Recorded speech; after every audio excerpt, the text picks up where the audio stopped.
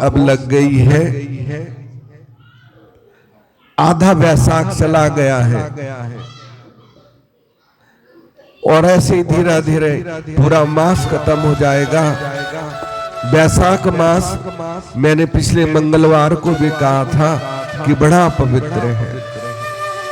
जो भी किसी से दान पुण्य हो इसमें अवश्य करना चाहिए, ना हो तो कोई बात नहीं, प्रभु का भजन कर लो, उसका नाम जप लो, स्नान कर लो और थोड़ी देर बैठ के उसका ध्यान कर लो।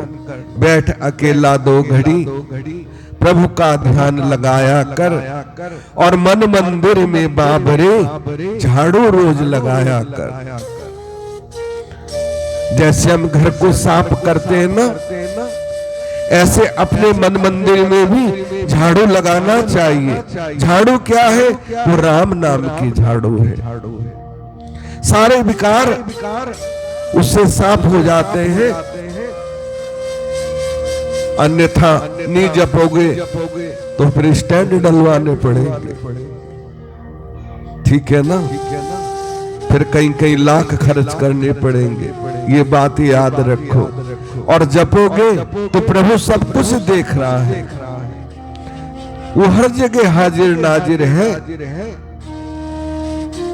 करोगे तो पाओगे, जागोगे तो पाओगे और सोओगे तो क्या पाओगे?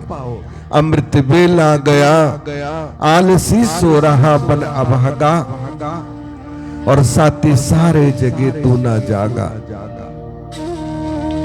झोलियां भर रहे भाग वाले और लाखों पतितों ने जीवन संवारे। हंस का गुण ना लिया, गंदला पानी पिया, बन के कागा और साथे सारे जगह तू ना जागा। तू नहीं जागा। जो जाग गया है, हृदय से जाग गया है, वो जाग जाएगा। और जो जाग जाएगा वो मेरे राम जी से मिल जाएगा, ठाकुर जी से मिल जाए। सीधी सी बात है।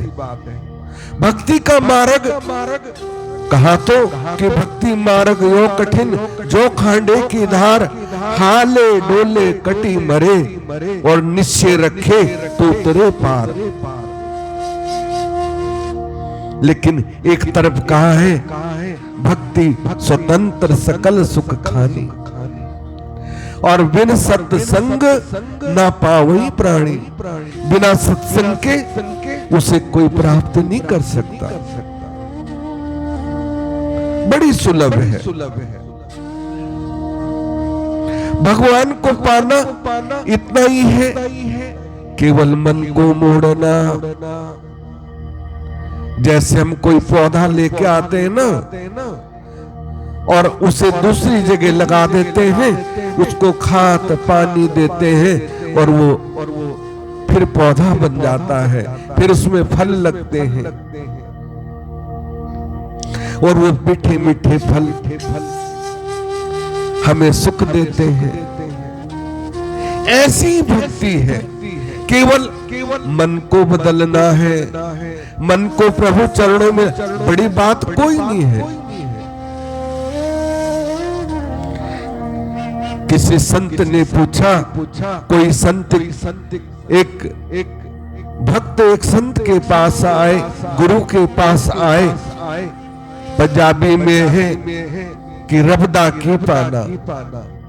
पूछने लगे भगवान कैसे प्राप्त होता है, कैसे उसे पाया जाता है? ये तो बड़ा टेढ़ी खीर है, बड़ा कठिन है। उन्हें कहा बेटा कोई कठिन नहीं है। वो संत उस समय अपने फुलवारी में फूल के पौधे लगा रहे थे।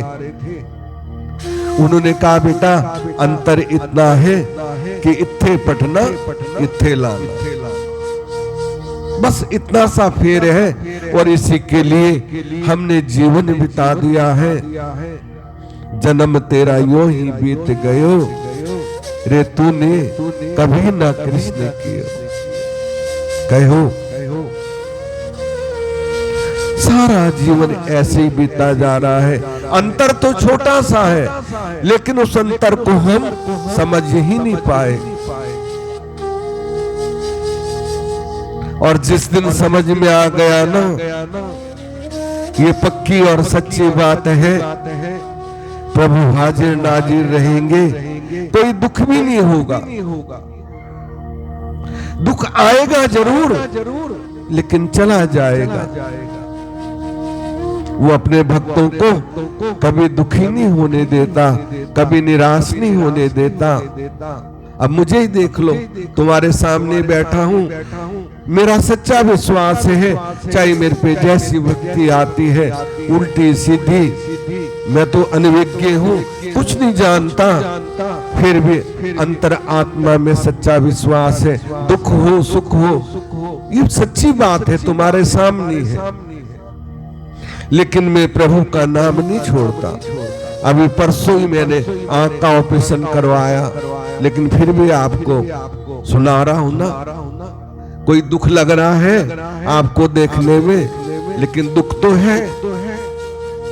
लेकिन जो दुख में दुखी हो जाए तो वो दुखी है। दुख आया वो सुखी रहे, अपने प्रभु का नाम जपे तो कभी दुख उसके पास नहीं आएगा। ये बात सच्ची और पक्की है। तू सब जानता है हम क्या कर रहे हैं क्या नहीं। हम दुनिया से छिपा सकते हैं, हर बात को छिपा सकते हैं, लेकिन उससे नहीं छिपा सकते।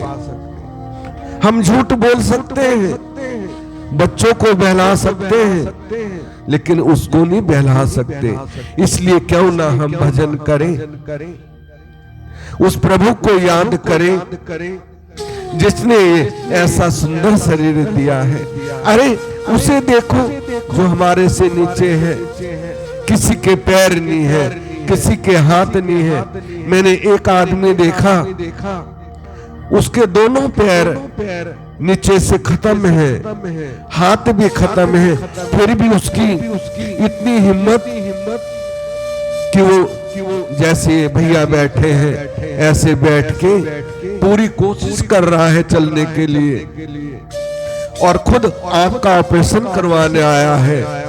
यहाँ भी पट्टी बांधी हुई है, ऐसे बाजू में भी बांधी हुई कि मेरे अंदर सहारा आए। तो ये जीवन का सहारा है। हम बाहर निकल के देखें तो ऐसा महसूस होगा कि मैं तो इससे अच्छा हूं ना, मेरे हाथ पैर तो चल रहे हैं, प्रभु तेरा बड़ा शुक्र है। तो हमें दूसरे से ज्ञान लेना चाहिए और भजन करना चाहिए। तो यही जीवन का सार है। इससे बड़ा जीवन में कुछ भी नहीं है। तो खूब भजन करो। और जो नई पीढ़ी है मोबाइल छोड़ के भजन करना चाहिए। मोबाइल भी देखो लेकिन उसमें प्रभु का नाम देखो, प्रभु का जो है कीर्तन देखो। यही जीवन का सार है। आरती होगी और सभी आरती करेंगे, अपनी अपनी जगह पे खड़े हो जाएंगे। बोलिए।